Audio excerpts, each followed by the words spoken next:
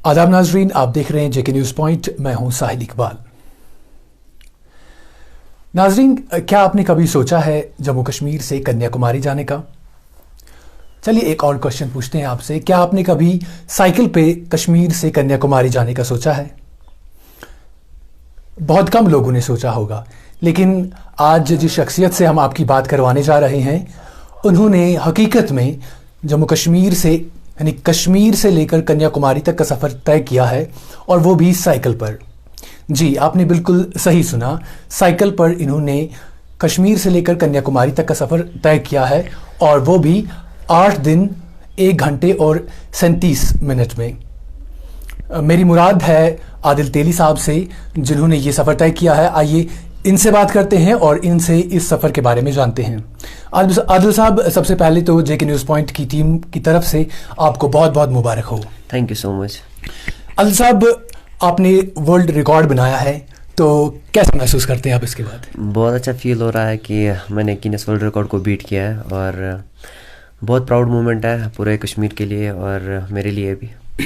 तो आदिल साहब, हमारे नाजरीन को और साथ साथ हमें भी बताइए कि आपने जब अपना सफ़र शुरू किया, तो क्या आपने अपने दिमाग में, अपने दिल में ये सोचकर सफ़र शुरू किया था कि आप वर्ल्ड रिकॉर्ड बीट करेंगे?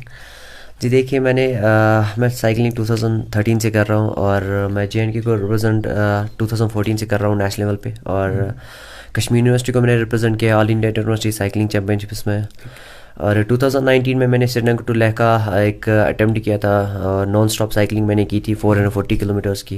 तो उसके बाद मुझे ज़्यादा मोटिवेशन मिली ट्रेंड साइकिलिंग की, और 1 साल पहले मैंने कश्मीर टू कन्याकुमारी का सोचा था अटेम्प्ट करने का, लेकिन उसके बाद मतलब स्पॉन्सर्स अवेलेबल नहीं थे। लेकिन फिर मैं 6 महीने पहले ट्रेनिंग के लिए पंजाब चला गया, जहाँ मैं तैयारी कर रहा था इस कश्मीर से लेकर कन्याकुमारी तक जो अटेम्प्ट था। और उसके बाद हमने गिनीज वर्ल्ड रिकॉर्ड के लिए अप्लाई किया था नवंबर में, और उसके बाद वहाँ से रिप्लाई आया था एंड वीक ऑफ फेब में, तो जो हमारी एप्लीकेशन जो है एक्सेप्ट हो गई थी वहाँ पे। और उसके बाद जो मार्च में हमारी जर्नी स्टार्ट हो गई थी। अगर मैं कहूँ इस जर्नी के बारे में, तो one of the hard journey है मेरी लाइफ की, क्योंकि बहुत ज़्यादा मुश्किल था कश्मीर से लेकर कन्याकुमारी तक।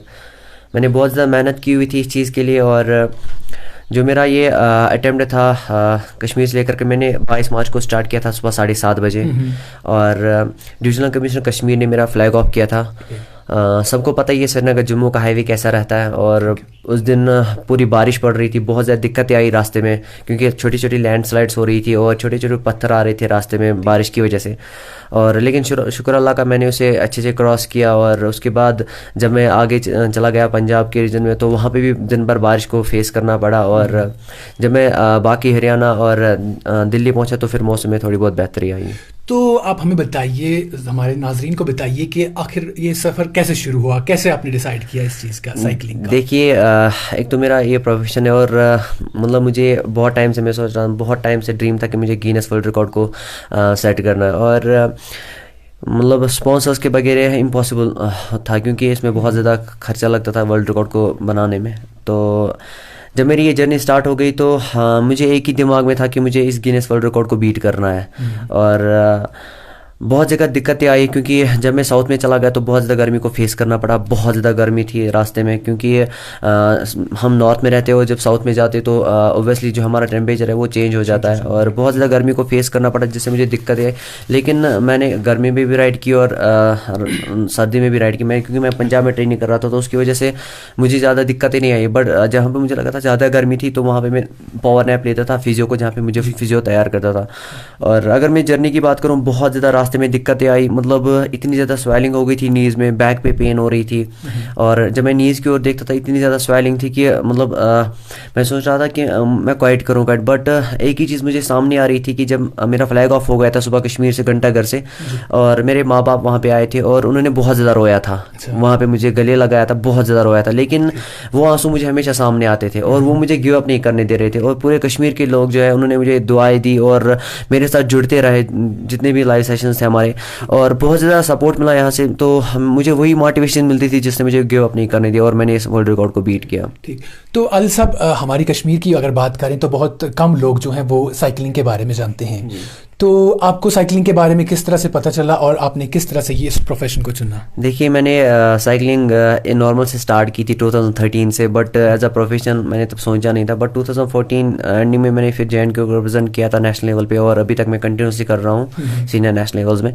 और फिर ये अल्ट्रा का बहुत बड़ा शौक आया मेरे में 2019 में। और उसके बाद मैंने जब अटैम्प्ट का सोचा था तो फिर स्पॉन्सर्स नहीं मिल रहे थे। फिर मैं यहाँ पे मेरे दोस्त है नवीद भाई, तो उन्होंने मुझे एब्रॉक एग्रो से मिलाया, जो एक कंट्रोल एटमॉस्फेयर यूनिट है लसीपुरा पुलवामा में, एक कूलिंग स्टोर है जहाँ पे वो एप्पल स्टोर करते हैं और पूरे इंडिया में बेचते हैं।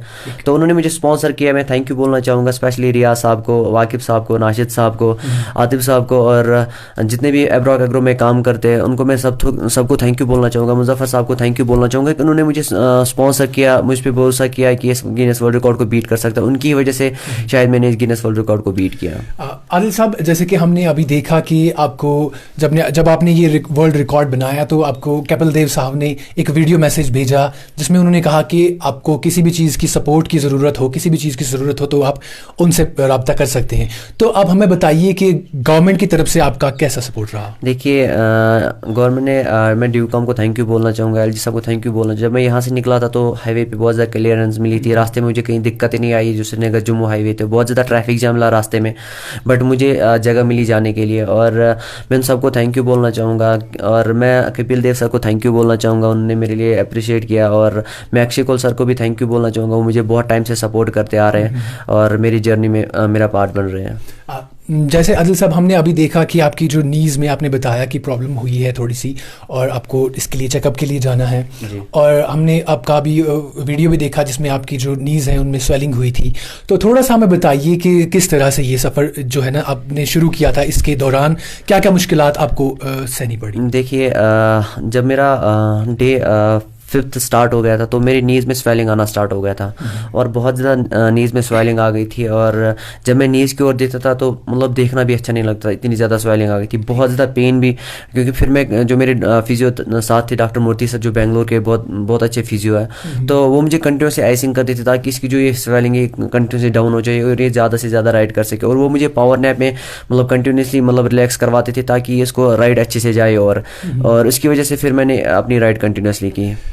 चलिए आदिल साहब, आपने वर्ल्ड रिकॉर्ड बना लिया, अपने कश्मीर से कन्याकुमारी तक का सफ़र जो है वो साइकिल पे तय कर लिया, तो अब आगे का क्या? देखिए अभी तो हम फ़िलहाल जो गिनेस वर्ल्ड रिकॉर्ड है वो हमें 16 वीक्स देते हैं अभी एविडेंस सबमिट करने का, और हम एविडेंस पे भी काम कर रहे हैं, अभी फॉर्मेशन बनाना पड़ता है इसके लिए। तो हम अभी बस इस वीक एंड में अभी अपना एविडेंस सबमिट कर रहे हैं, और इंशाल्लाह आगे भी बहुत ज़्यादा भी प्लान्स आने वाले हैं। अभी बस फ़िलहाल थोड़ा रिकवर होकर फिर से ट्रेनिंग स्टार्ट करेंगे, उसके बाद अगले साल और भी सरप्राइज़ रखे हमने पूरे कश्मीर के लिए। ठीक, तो आदिल साहब हम आपके पीछे देख रहे हैं जो आपकी जो अलमारी है या इसको डेकोरेट की हुई है, ये जो पूरी तरह से भरी हुई है मेडल से।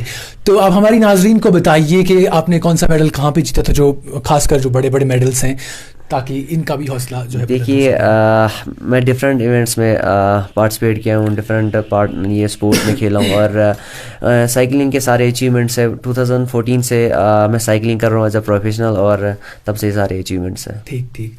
तो आदिल साहब, हमारी जो नौजवान नस्ल है जो साइकिलिंग में आगे आना चाहती है और आप ही की तरह आप ही की नक्शे कदम पर चलकर वो भी रिकॉर्ड्स बनाना चाहती है और साइकिलिंग में अपना नाम कमाना चाहती है, तो उनके लिए आपका क्या मैसेज रहेगा? देखिए अगर मैं जम्मू कश्मीर की बात करूँ, बहुत ज़्यादा टैलेंट है हमारे जम्मू कश्मीर में, और उसको बाहर निकालने के लिए एक्सपोजर की ज़रूरत है।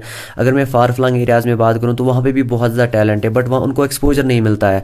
तो जितनी भी हमारी यूथ है वो कंटिन्यूसली मेहनत करे, वो किसी भी फील्ड में आए। क्योंकि मैं एक चीज़ बोलना चाहता हूँ यहाँ पे पेरेंट्स से भी, क्योंकि हर कोई बच्चा डॉक्टर नहीं बनता है और हर कोई बच्चा इंजीनियर नहीं बनता है। तो जो भी स्पोर्ट्स की ओर जाना चाहते हैं उनको कंटिन्यूसली सपोर्ट करिए ताकि वो आगे जाके मतलब आपका नाम रोशन कर सके और अपने जम्मू कश्मीर का भी। और आप आए दिन देखते रहते हैं हमारे जो जम्मू कश्मीर में ड्रग्स का जो इशू है वो बहुत ज़्यादा बढ़ता आ रहा है। तो मैं उन सभी यूथ से ये रिक्वेस्ट करता हूँ वो ज़्यादा से ज़्यादा स्पोर्ट्स एक्टिविटीज़ में आए, ताकि वो अपना एक तो वो स्पोर्ट्स में आने की वजह से एक मेंटली फिट रह सकते हैं, हेल्दी फिट रह सकते हैं और एक अपना अच्छा कैरियर बना सकते हैं और जम्मू कश्मीर का नाम रोशन कर सकते हैं। आदिल साहब, लास्ट पे आपसे एक बात पूछेंगे जो अभी मेरे जहन में आई। जब आपका सफ़र शुरू होना था उससे पहले आपको बहुत सारे लोगों ने डिमोटिवेट किया होगा, जाहिर सी बात है, बहुत सारे लोग कहते हैं कि नहीं हो सकता है या इस तरह का, आपके साथ कोई ऐसा वाक़या? देखिए ऑब्वियसली कश्मीर में ये सब बोलते हैं कि ये इम्पॉसिबल है, ये चीज़ नहीं हो सकती है, बट मेरे दिमाग में एक ही चीज़ है, मैंने हर किसी को बोला है कि nothing is impossible. If you put your mind and heart on your goals you can do anything. तो आप कुछ भी कर सकते हैं, कुछ भी इम्पॉसिबल नहीं है, बट चाहिए कि आपको मेहनत करनी है, आपको एक ही चीज़ पे फोकस करना है। तो बहुत ज़्यादा लोग डिमोटिवेट कर रहे थे इससे पहले कि आप नहीं कर सकते, ये बहुत ज़्यादा मुश्किल है, क्योंकि उनको ये मुश्किल लगता था, वो ये नहीं सोचते थे कि हम भी कर सकते हैं। तो क्योंकि हर किसी इंसान में कोई ना कोई खास क्वालिटी होती है, तो उस क्वालिटी को निखारने के लिए बहुत ज़्यादा मेहनत करनी पड़ती है, जिसकी वजह से आपको सक्सेस मिलती है। तो नाजरीन, ये थे आदिल तेली साहब जो नारबल इलाके से ताल्लुक़ रखते हैं। एक छोटे से इलाके से इनका ताल्लुक़ है, लेकिन इनके हौसले जो हैं वो बहुत बुलंद और बहुत बड़े थे, जिसकी वजह से इन्होंने वर्ल्ड रिकॉर्ड अपने नाम किया और आजकल आए दिनों हम इन्हें सुर्खियों में और ख़बरों में सुनते रहते हैं और देखते रहते हैं। तो नाजरीन, हमारी नौजवान नस्ल जो है उन्हें भी चाहिए कि वो आदिल साहब को फॉलो करें, इसी तरह से जो है अपने हौसलों को उड़ान दें, और इस जो मंशियात की लत उन्हें लगी हुई है, बहुत सारे नौजवान जो है इसमें मुब्तला हैं, इस चीज़ से निकल कर आदिल साहब जैसे कारनामे अंजाम दें। तो हमारी वादी कश्मीर, ख़ासकर अगर हम बात करें जम्मू कश्मीर की, तो इसमें टैलेंट की कोई भी कमी नहीं है। हमारे जो नौजवान हैं वो बिल्कुल किसी भी बुलंदी को छू सकते हैं आदिल साहब की तरह। फ़िलहाल के लिए इतना ही, दीजिए अपने मेज़बान साहिल इकबाल को इजाज़त।